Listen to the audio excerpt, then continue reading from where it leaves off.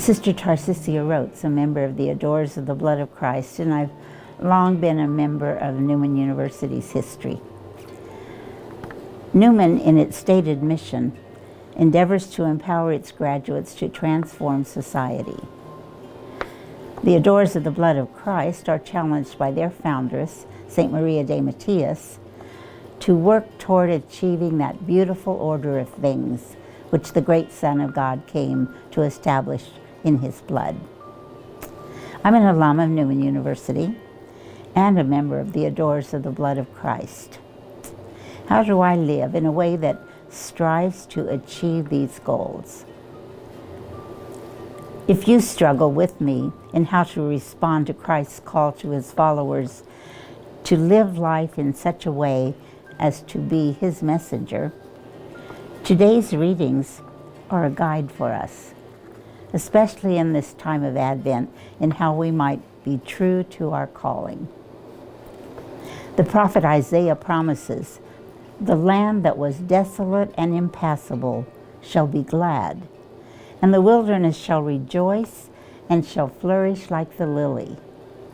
It shall bud forth and blossom, and shall rejoice with joy. Say to the faint-hearted, take courage and fear not. God himself will come and will save you." James, in his letter to the early Christians, exhorts them to be patient and strengthen your hearts, for the coming of the Lord is at hand. In the Gospel, St. Matthew tells of John the Baptist, who had been imprisoned by King Herod, sending his disciples to Jesus to ask them, "Are you he who is to come, or shall we look for another?" Jesus said, "Go and tell him what you have seen. The blind see, the lame walk, the deaf hear, the dead rise again, and the poor have the gospel preached to them."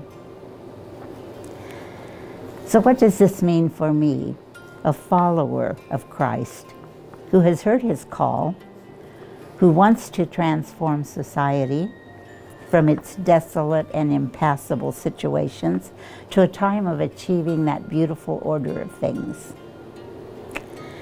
In all of these readings, we hear the challenge: take courage, fear not, rejoice with joy, and realize I can only do this one day at a time.